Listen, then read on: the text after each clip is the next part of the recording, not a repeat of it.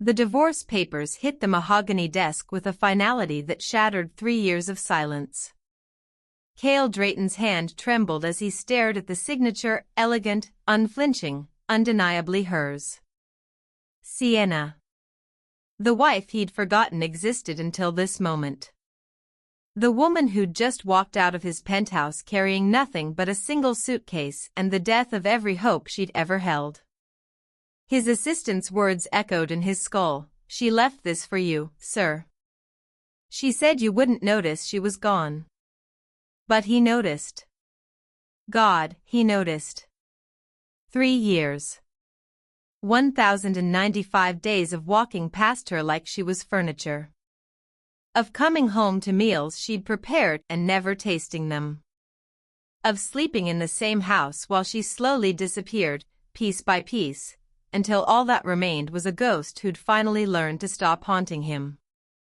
Now, standing in his empty penthouse with her perfume still lingering in the air, jasmine and something else, something like goodbye, Cale Drayton, the man who'd built an empire before 30, who'd never lost a deal or backed down from a challenge, felt something he hadn't felt in years. Fear. Before we dive deeper into this story, I want to know, where in the world are you watching this from? Drop your location in the comments. And if you're ready for a story that will wreck you in the best way possible, hit that subscribe button right now. Trust me, you won't want to miss what happens next. Sienna Vale had been beautiful once.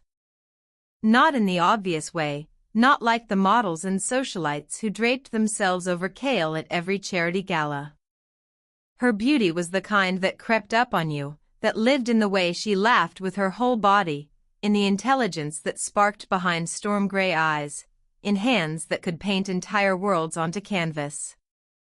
She'd been beautiful, and she'd been his. The wedding had been small. Her choice. She'd worn a simple dress from a vintage shop in the Arts District, flowers in her hair instead of a veil. Cale had been 27, already a millionaire, hungry to prove himself worthy of the Drayton name his father had tarnished. Sienna had been 23, an art teacher at an inner-city school, believing that love could be enough. They'd been wrong about so many things. The marriage started crumbling during their honeymoon, though Sienna hadn't recognized the cracks then. Cale's phone rang 17 times on the first day. By the third day, he'd flown back to Seattle for an emergency board meeting, promising to return. He never did. Sienna spent the last 4 days of their honeymoon in Santorini alone, watching the sunset and telling herself this was just the beginning, that it would get better. It got worse. Cale's company, Drayton Ventures, exploded. Every tech startup in the Pacific Northwest wanted his investment, his guidance, his time. And Cale gave it to them. He gave everything to everyone except the woman who wore his ring. The penthouse became a museum of their dying marriage. Sienna would spend hours preparing dinner, only to watch it grow cold as midnight came and went without him. She'd pick out his clothes, leave notes in his briefcase, small reminders that she existed, that they existed. He never mentioned them. Never acknowledged the carefully selected ties or the lunches packed with love notes tucked inside. By the end of the first year, Sienna had stopped cooking. By the end of the second, she'd stopped waiting up. By the third year, she'd stopped hoping. The morning she decided to leave, Sienna woke up in their bed, alone, as always, and realized she couldn't remember the last time Cale had looked at her. Really looked at her. Not through her, not past her, but at her. She got up, walked to the bathroom mirror, and barely recognized herself. The woman staring back had hollow cheeks and haunted eyes. Her hair, once glossy and carefully maintained, hung limp past her shoulders. She'd lost weight, but not in a healthy way. She looked like a sketch of herself, all outlines and no color. "Who are you?" she whispered to her reflection. The woman in the mirror had no answer. That day, Sienna went to see a lawyer. Margaret Torres, a sharp-eyed woman in her 50s who'd seen every variation of marital collapse, listened to Sienna's story without interruption. "Does he hit you?" Margaret asked. "No." "Does he cheat?" "I don't think so. He'd have to notice other women exist, and I'm not sure he notices anyone." Margaret leaned back in her chair. "Then what do you want?"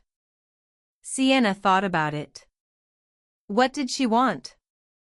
Not Cale's money, she'd never cared about that. Not revenge, she wasn't angry, just empty. She wanted something she'd lost so gradually she hadn't noticed it disappearing. "I want to remember what it feels like to matter," Sienna said finally. Margaret nodded. "Then let's get you free." The divorce papers were simple. Sienna asked for nothing but her freedom. No alimony, no property settlement, nothing but the right to sign her own name again.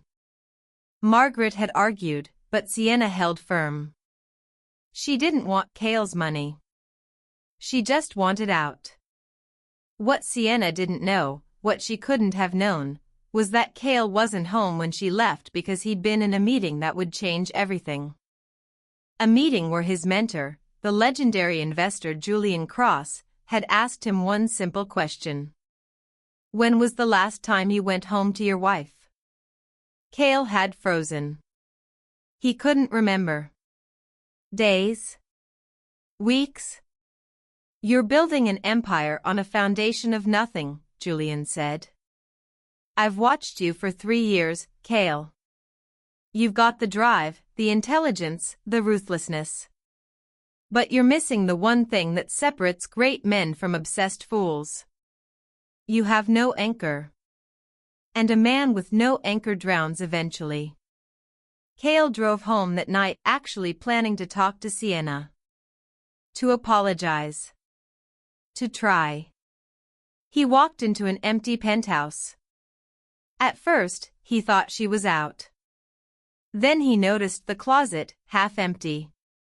The bathroom, her toiletries gone. The studio room she'd converted for her painting, bare walls where her canvases used to hang. That's when he saw the envelope on his desk. Inside were divorce papers and a letter. One paragraph, written in Sienna's careful handwriting.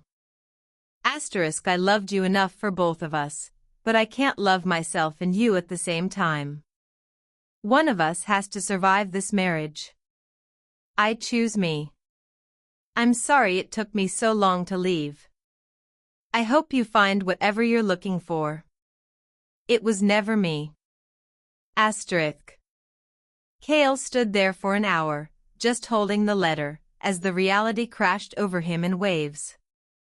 She was gone. Sienna was gone. And he'd been so buried in spreadsheets and acquisition deals and board meetings that he hadn't even noticed her leaving.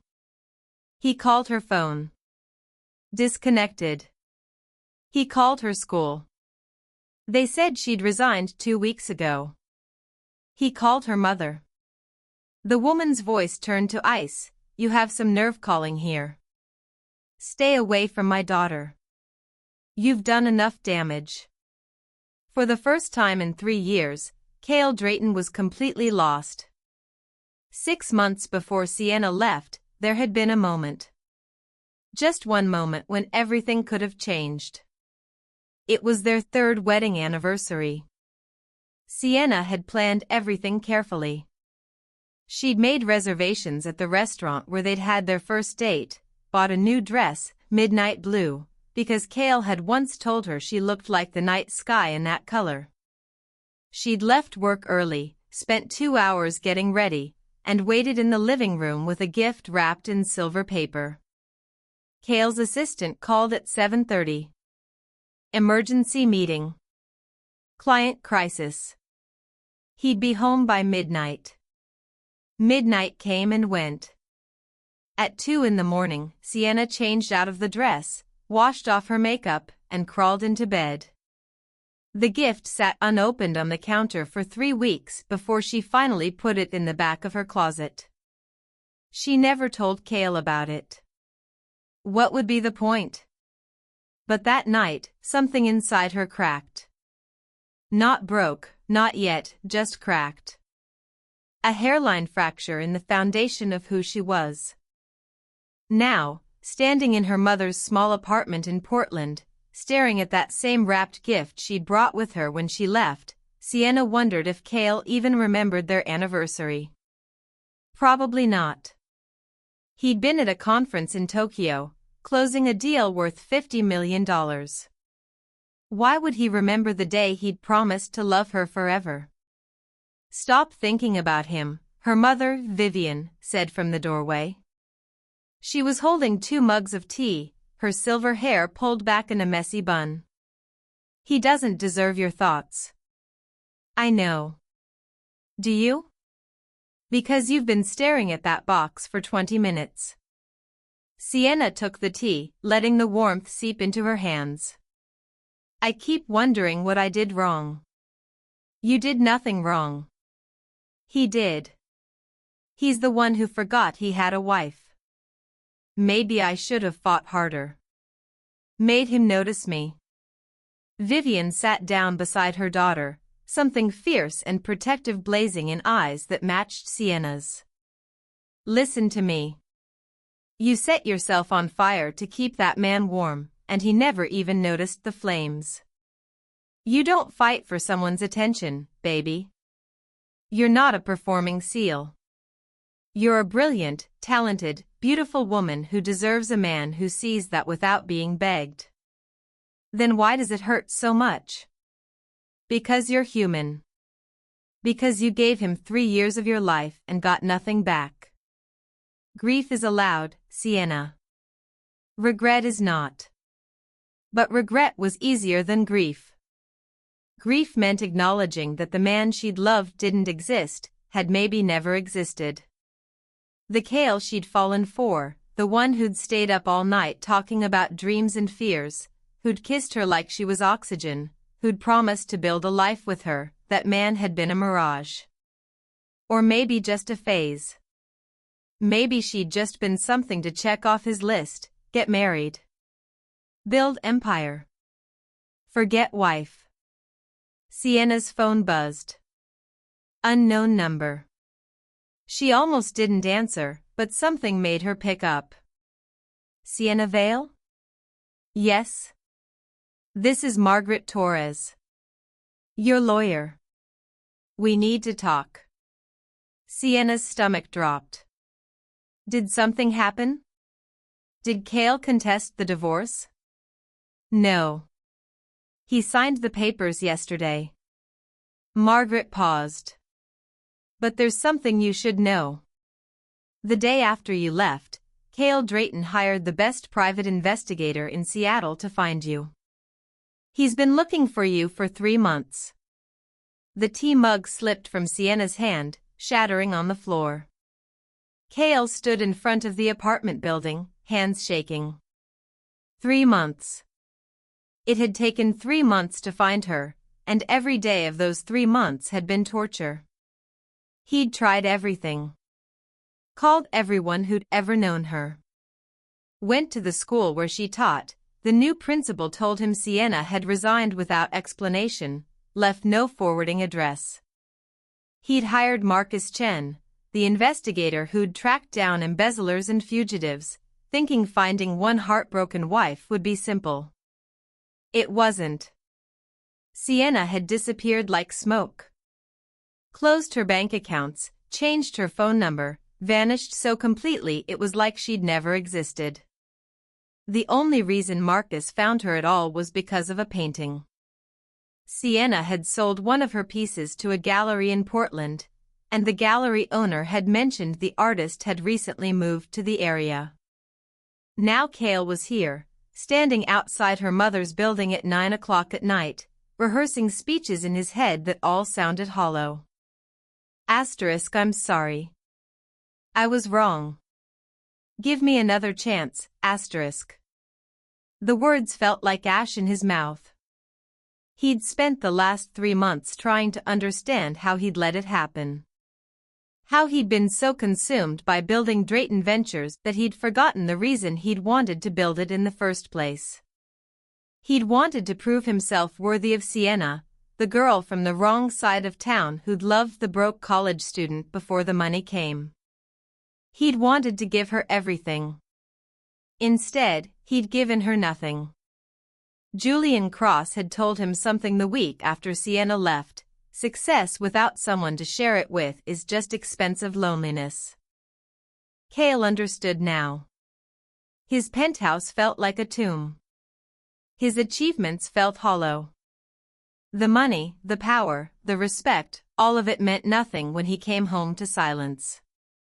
He pressed the buzzer for apartment 4C. Yes? Vivian's voice, sharp and suspicious. Mrs. Vale, it's Cale. Cale Drayton. I need to talk to Sienna. A long pause. She doesn't want to talk to you. Please. Just 5 minutes. I need to. You need nothing from her. You took 3 years. You don't get 5 minutes. The intercom went dead. Cale stood there, forehead pressed against the cold metal of the door, feeling something he hadn't felt since his father's company collapsed when he was 15. Helplessness. He pulled out his phone and did something desperate. He texted the last number he had for her, hoping somehow it would reach her. I know I don't deserve your time. I know I destroyed everything good between us. But please, let me see you once. Let me say what I should have said 3 years ago. After that, if you want me gone, I'll go. You'll never hear from me again. I promise, *. He waited there for an hour. No response. Finally, at 10:15, his phone buzzed. *tomorrow. 2 p.m. Riverside Park, North Entrance. You get 30 minutes. Don't be late, *. Cale read the message 5 times, his heart hammering so hard he thought he might be having a heart attack. She was giving him a chance. One chance. He couldn't screw this up. Sienna didn't sleep that night. She lay in the narrow bed in her mother's spare room, staring at the ceiling, wondering if agreeing to see Cale was the stupidest decision she'd ever made. What did he want? To apologize? To ask her to come back? The thought made her stomach turn. She'd spent 3 months learning to breathe again, learning to paint without crying, learning to look in the mirror and recognize herself. She couldn't go backward.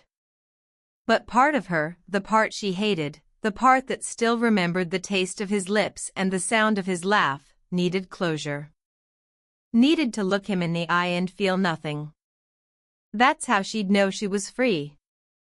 At 1:45 p.m., Sienna stood at the north entrance of Riverside Park, wrapped in a cream-colored coat, her hair pulled back in a simple braid. She looked different than she had 3 months ago. The hollow places in her cheeks had filled out. Her eyes had light in them again. She'd started teaching art classes at a community center, started remembering why she'd fallen in love with painting in the first place. She'd started living again.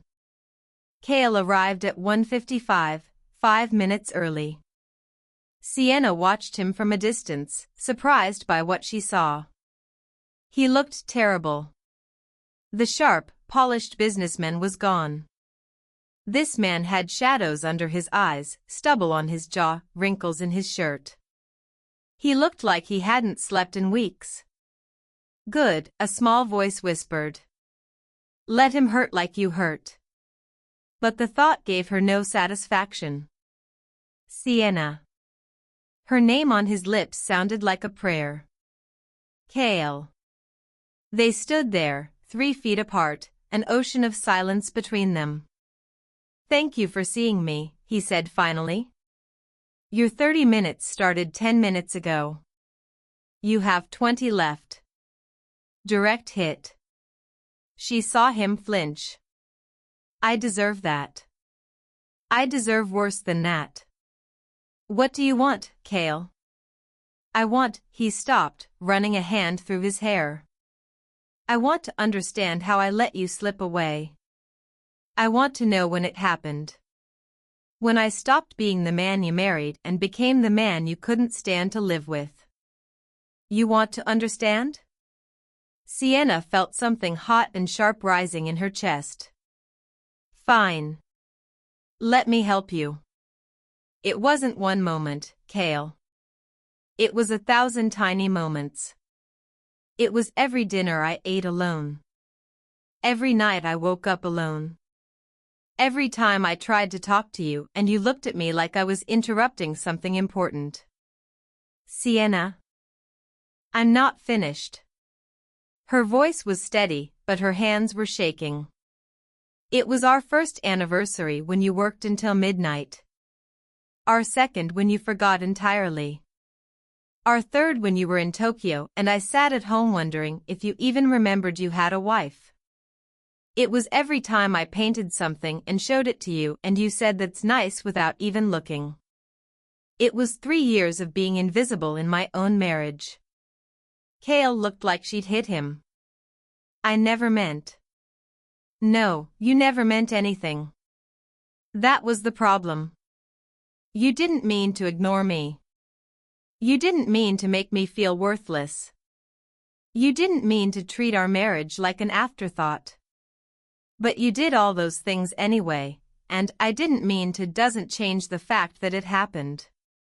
I was building something, Kale said desperately. I was trying to create a foundation for us, a life where you'd never want for anything. I never wanted money. Sienna's voice cracked. I wanted you. The man who stayed up all night talking about philosophy. The man who brought me coffee in bed and kissed my paint-stained hands. The man who looked at me like I was the most fascinating thing he'd ever seen. Where did that man go? He got lost, Kale whispered. He got so obsessed with proving himself that he forgot what he was proving himself for. Sienna felt tears burning her eyes and hated herself for them. Do you know what the worst part was? It wasn't the loneliness. It wasn't even the rejection. It was watching you come home every night and walk past me like I was furniture. Like I was part of the apartment. I could have died, Kale, and you probably wouldn't have noticed for a week. That's not true. Isn't it? When was the last time we had a real conversation? When was the last time you asked me about my day, my dreams, my fears? When was the last time you touched me like you remembered I was your wife? Kale opened his mouth and closed it again. He couldn't answer. They both knew it. I tried everything, Sienna continued, softer now. I tried being understanding. Patient. I told myself you were under stress, that it was temporary, that things would get better. But they never did. You just got more successful and more distant. And I got smaller and smaller until one day I looked in the mirror and didn't recognize myself. That's when I knew I had to leave.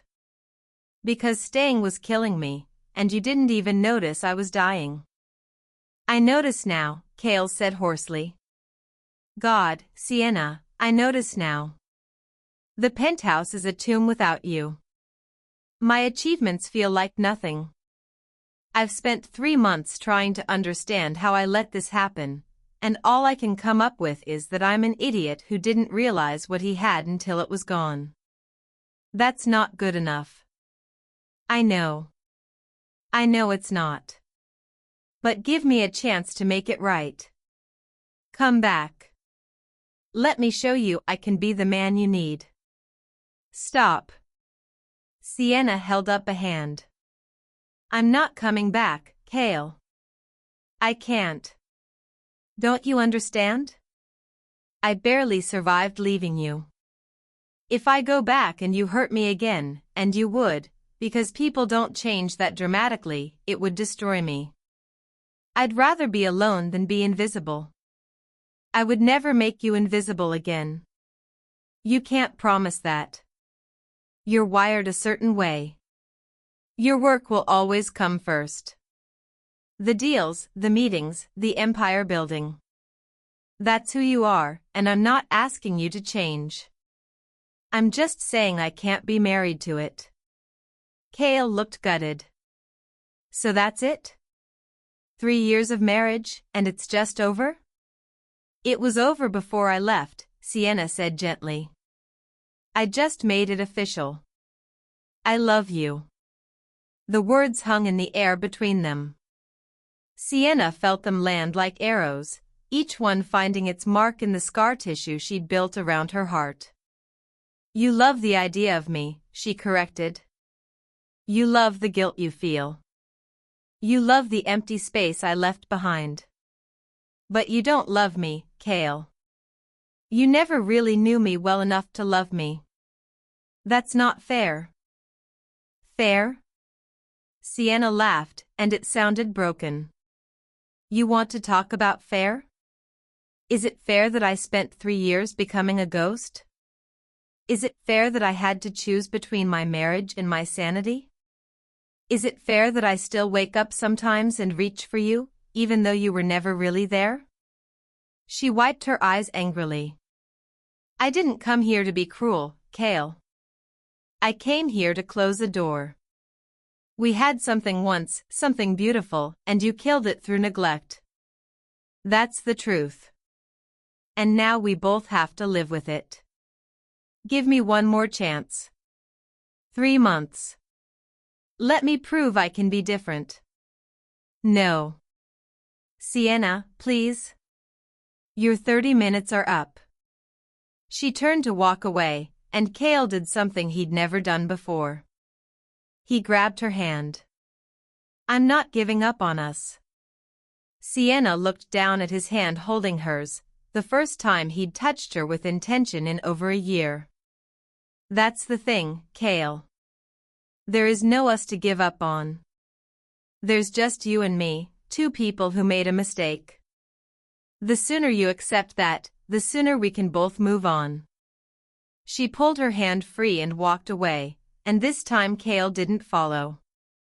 He stood there in the park, watching her disappear into the crowd, feeling the full weight of what he'd lost settle on his shoulders like a stone. Here's a question for you. Have you ever ignored something so important that by the time you noticed, it was too late to fix? Drop your thoughts in the comments. I read every single one. 3 weeks after the park meeting, Cale stood in his penthouse, staring at a canvas. It had been delivered that morning, a painting Sienna had left behind, one he'd found rolled up in the back of the studio closet. He'd had it professionally framed and now it hung in his living room where he could see it from every angle. It was a portrait of a woman dissolving into shadows. You could see her face clearly at first, beautiful, hopeful, alive. But as your eyes moved down, her body fragmented into darkness, pieces of her floating away like ash on wind. At the bottom, barely visible, were 2 words in Sienna's careful script, still here. She'd painted it 2 years ago. He'd never looked at it properly until now. Now he couldn't look away. Still here. She'd been telling him even then that she was disappearing. And he'd been too blind to see it. His phone rang. Julian Cross. How's the self-flagellation going? His mentor asked without preamble. About as well as you'd expect. Good. Suffering builds character. But at some point, you're going to have to decide, are you going to wallow, or are you going to fix what you broke? She doesn't want me to fix it. She told me to move on. Since when have you listened when someone tells you no? You've built an empire on refusing to accept defeat. Apply that same energy to your marriage. It's different. She's not a business deal. No, she's better. She's the woman you love. And you're sitting in your penthouse feeling sorry for yourself instead of fighting for her. Cale closed his eyes. What if she's right? What if I can't change? Then you prove her wrong. Look, Cale, I've known you for 5 years. I've watched you turn failing companies around, close impossible deals, outmaneuver competitors twice your age. You're brilliant at solving problems. So treat this like a problem and solve it. How? Figure out what she needs. Then give it to her. And keep giving it until she believes you mean it. After Julian hung up, Cale sat there for a long time, thinking. What did Sienna need? The answer came to him slowly: she needed to be seen. For 3 years, he'd looked through her, past her, around her. She needed someone to look at her and really see who she was. Not just the pretty face or the wife on his arm at events, but the brilliant, talented, deep woman she'd always been. He picked up his phone and made a call. Marcus?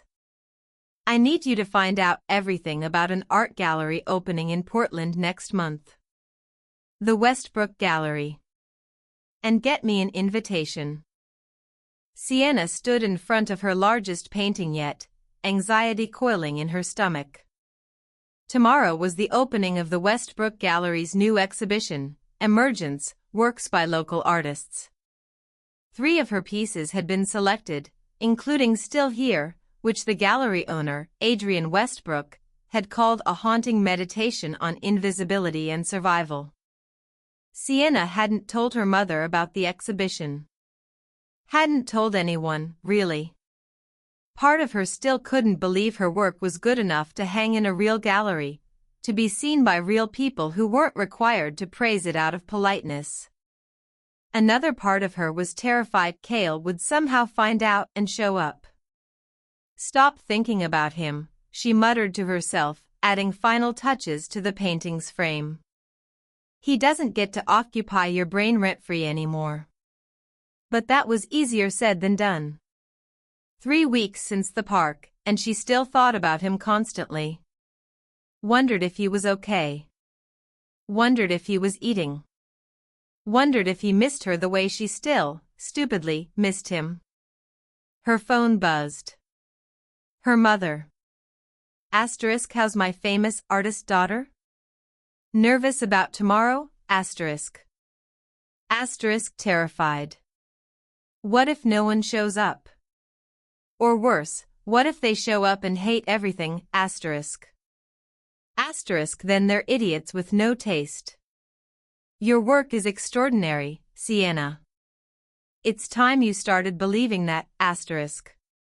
Sienna smiled despite her anxiety. Her mother had been her rock these past 3 months, never once saying "I told you so," even though she'd warned Sienna about Cale from the beginning. Vivian had seen what her daughter couldn't, that Cale was the type of man who loved his ambition more than anything else.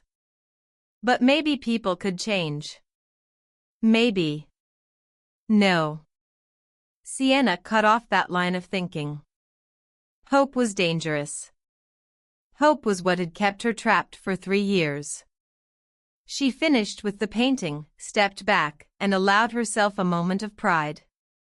Whatever happened tomorrow, she'd created something real. Something that existed outside of her marriage, outside of Cale, outside of the ghost she'd been. That had to count for something. The gallery opening was packed. Sienna stood in the corner, nursing a glass of wine, watching strangers examine her work with critical eyes. It was excruciating and exhilarating at once. Still Here had drawn the biggest crowd. People stood in front of it, whispering, taking photos.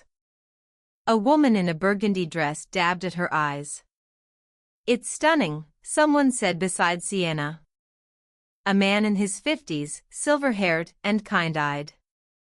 The way she captures dissolution, it's like watching someone's spirit leak out of them. Thank you, Sienna said quietly. I'm the artist. Are you? The man's eyebrows rose. Then let me introduce myself. I'm Richard Carver. I run an art collective in Vancouver.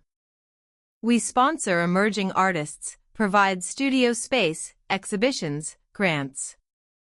Your work is exactly what we're looking for. Sienna's heart stuttered. Are you serious? Completely.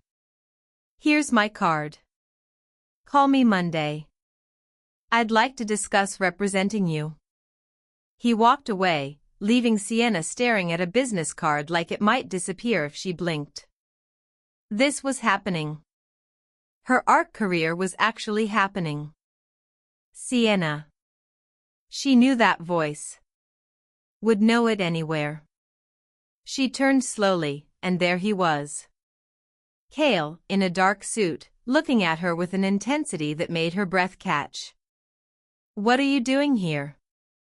I came to see your work. To see you.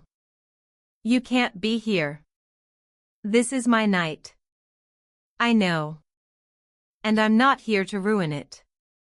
I'm here because I need you to know something. Sienna glanced around. People were starting to stare. Outside, she hissed. 2 minutes. They stepped into the gallery's back courtyard, strings of lights overhead casting everything in gold. Talk, Sienna said. Cale pulled out his phone and showed her a document. What is this? My resignation from Drayton Ventures. I'm stepping down as CEO. Sienna's jaw dropped. You're what? I'm keeping a seat on the board, but I'm done with the day-to-day operations. I've spent the last 3 weeks training my replacement. Julian Cross is taking over next month. Why would you do that? Because you were right. About everything. I was so obsessed with building an empire that I forgot to build a life. I forgot what mattered. And what matters is you. Cale. Wait. Let me finish. He took a breath. I'm not asking you to come back. I'm not asking for another chance. I'm just telling you that I heard what you said. I understand now that actions matter more than words. So I'm showing you, through action, that I've changed. That I'm changing. This is crazy. Drayton Ventures is your entire life. No. It was my excuse for not having a life. There's a difference. He looked at the gallery behind them. Your work is incredible, Sienna. That painting in there, still here, it destroyed me. Because I finally understood what you were trying to tell me all along. Tears burned Sienna's eyes. Don't do this. Don't show up here and say everything I wanted to hear for 3 years. It's not fair. I know. But I'm not doing this for you. I'm doing it for me. Because you were right about something else too, I didn't know you. Not really. I never took the time to see you, to understand you. And that's my biggest regret. He stepped closer, and Sienna's breath hitched. So here's what I'm going to do. I'm going to learn who you are. Not as my wife, not as anyone's anything, just as Sienna. I'm going to show up at your exhibitions. I'm going to read about the causes you care about. I'm going to become a student of you, the way I should have been from the beginning. And I'm not going to ask for anything in return except the privilege of knowing you exist in the world. And then what? Sienna whispered. And then nothing. If you never want to see me again after that, I'll respect it. But at least I'll know that I tried. At least I'll know that I fought for us the way I should have fought 3 years ago. Before Sienna could respond, Adrian Westbrook appeared in the doorway. Sienna. There's someone here who wants to buy all 3 of your pieces. You need to come talk to them. Cale smiled, and it was the first real smile Sienna had seen from him in years. Go. This is your moment. I'll see myself out. He walked away, and Sienna stood there, torn between her past and her future, her heart hammering in her chest. The next 2 months were the strangest of Sienna's life. True to his word, Cale showed up at every one of her exhibitions. He never approached her, never tried to talk to her. He just stood in the back, studying her work, then left quietly. Sienna would see him sometimes in her peripheral vision and feel something complicated twist in her chest. He sent flowers once, a simple bouquet of wildflowers with a note that said, "I learned these are your favorites. Congratulations on the Vancouver show." He never called. Never texted. Never pushed. It was maddening and confusing and somehow touching. Sienna threw herself into her work. The Vancouver Collective had offered her a grant and studio space, and her art had taken on a new dimension. Where before she'd painted dissolution and disappearance, now she painted emergence. Butterflies breaking from cocoons. Seeds splitting open. Women made of light stepping out of shadows.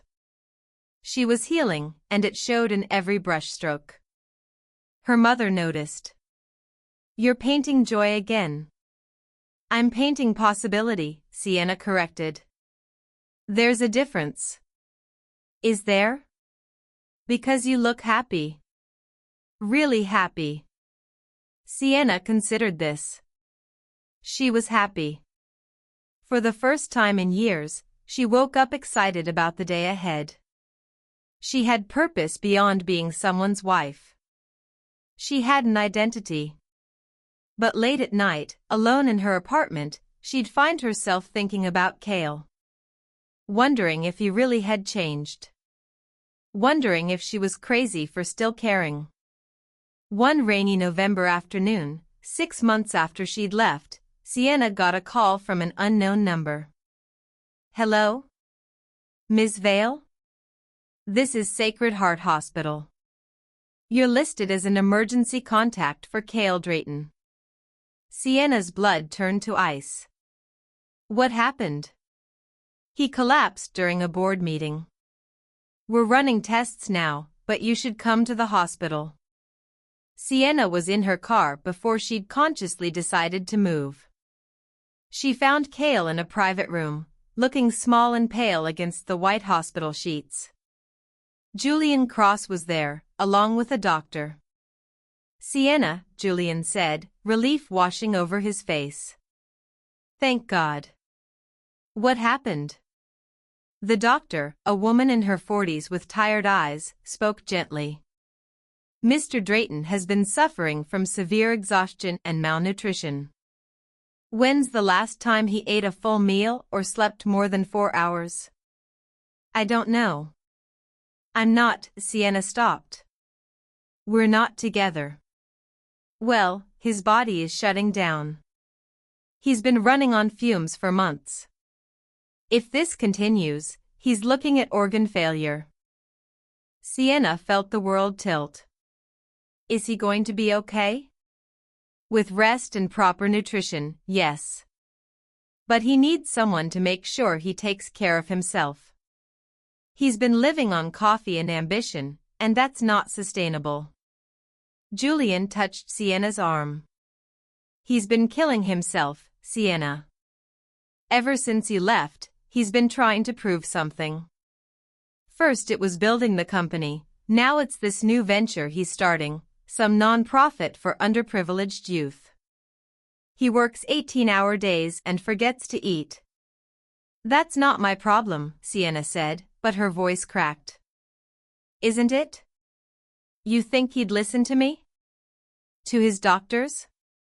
He only cares what you think." Sienna looked at Cale, unconscious and vulnerable, and felt something break open in her chest. All the walls she'd built, all the armor she'd worn, it crumbled in an instant. She pulled up a chair and sat beside his bed, taking his hand. It was warm, solid, real. "You idiot," she whispered. "What are you trying to prove?" His eyes fluttered open. "Sienna? I'm here." "You came." "Of course I came, you stubborn fool. What are you doing to yourself?" Cale's lips twitched in a weak smile. "Learning from my mistakes. Trying to be worthy of you. By working yourself to death? That's not growth, Cale. That's just a different kind of self-destruction. I'm starting a foundation. For kids from broken homes. Art programs, mentorship, scholarships. I thought," he coughed. "I thought if I couldn't give you what you needed, I could at least help other kids who needed someone to see them." Sienna felt tears sliding down her face. "You're an idiot." "I know. You can't earn redemption by destroying yourself. I don't know any other way to show you I've changed." "How about by living? By taking care of yourself? By building something sustainable instead of burning out in a blaze of martyrdom?" Cale squeezed her hand weakly. "Will you stay? Just until I fall asleep?" Sienna wanted to say no. Wanted to protect herself from this man who'd hurt her so badly. But looking at him now, broken and vulnerable and trying so hard to be better, she couldn't walk away. "I'll stay." She stayed through the night. And the next day. And the day after that.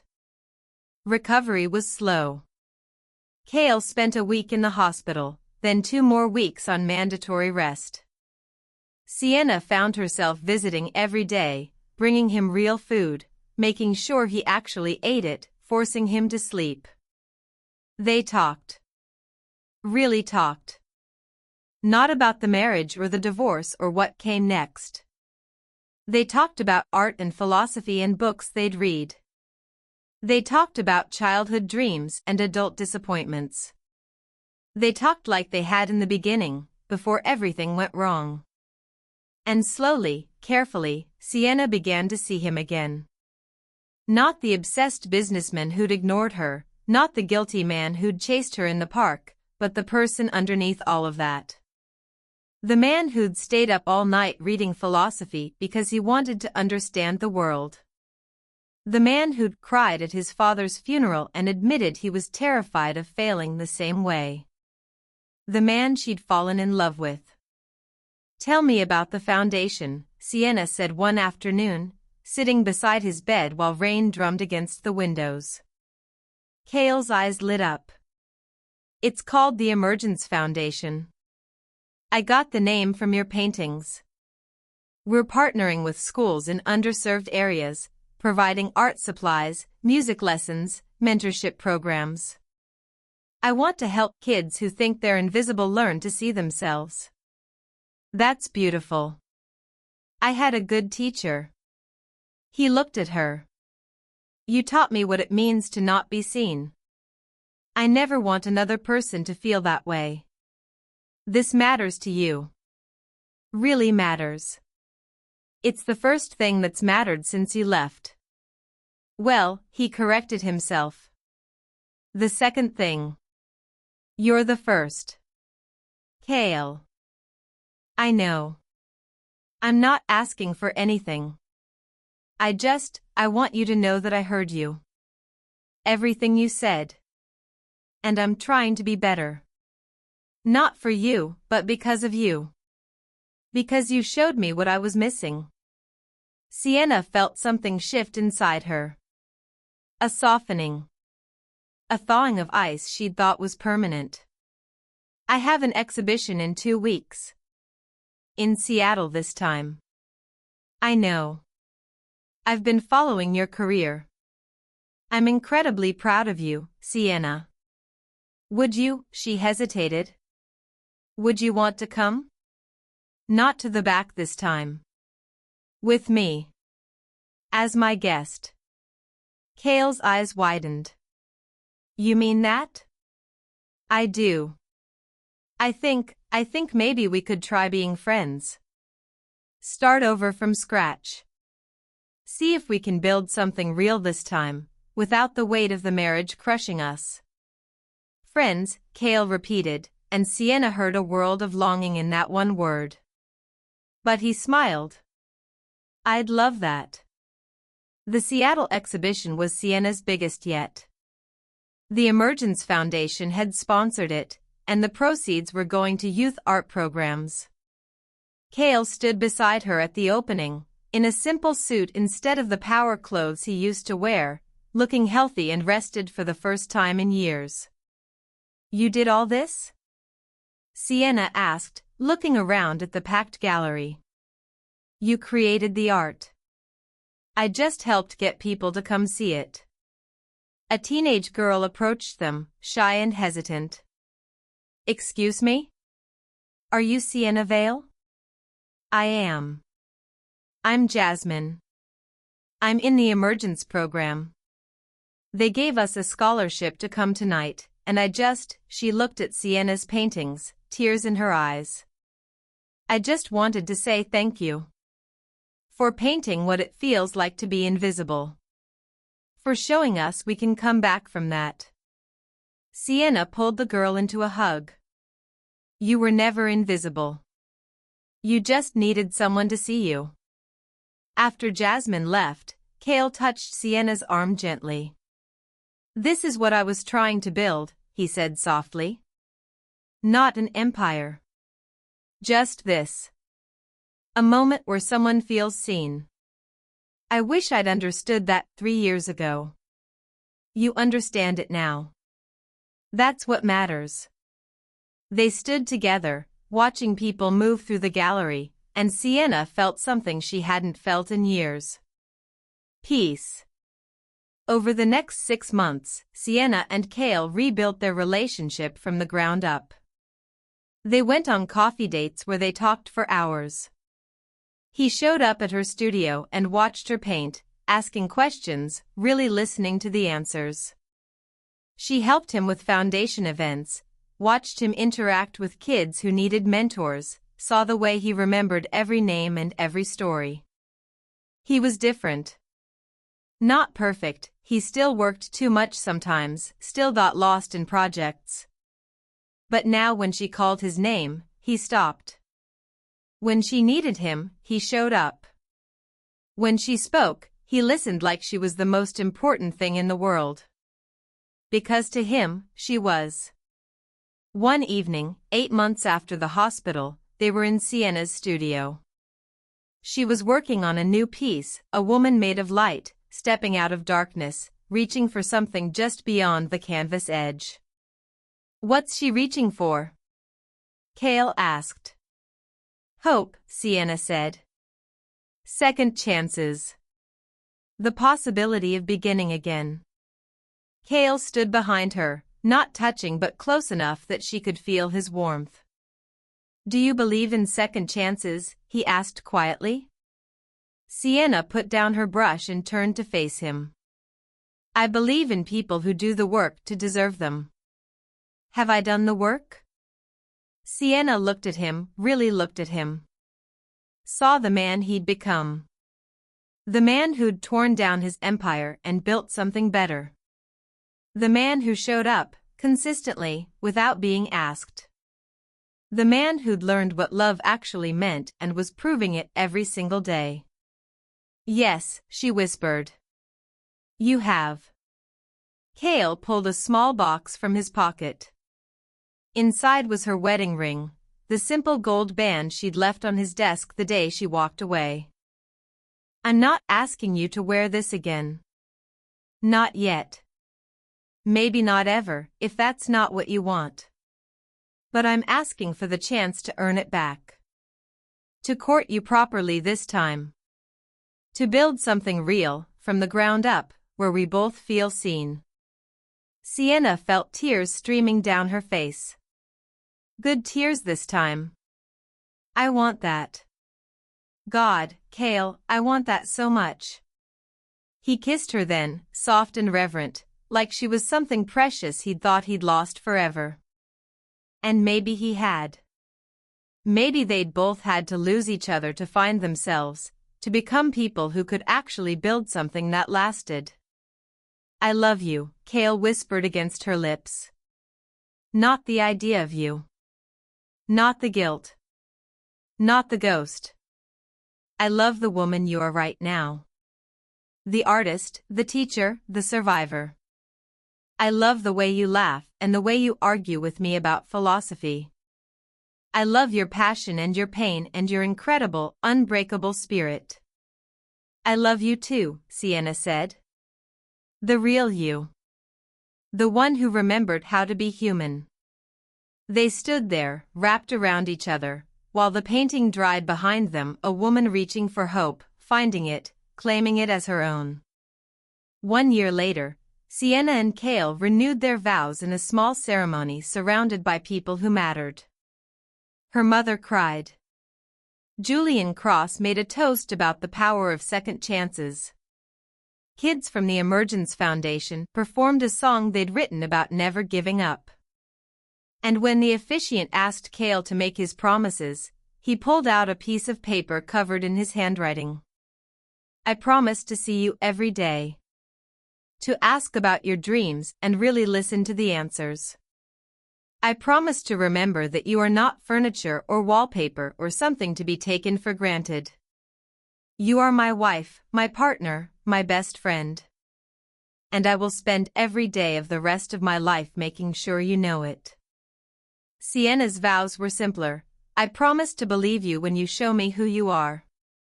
And to never stop fighting for us." They kissed as husband and wife for the second time, and this time, both of them knew it would last. If this story moved you, do me a favor, hit that subscribe button and share this with someone who needs to hear it. Stories like this don't go viral by accident, they spread because people like you care enough to pass them along. Be that person. Make someone's day by sharing this story. And if you've made it this far, you're part of this journey now. Welcome to the family. 5 years later, Sienna stood in her art studio, the one Cale had built for her in their home, putting finishing touches on her latest piece. It was a series of portraits showing transformation, caterpillar to butterfly, seed to flower, darkness to light. And in the center, 2 figures reaching for each other across a chasm, their fingertips finally touching. "It's finished," she said. Cale walked up behind her, wrapping his arms around her waist, resting his chin on her shoulder. "It's perfect. Like you. Flattery will get you everywhere."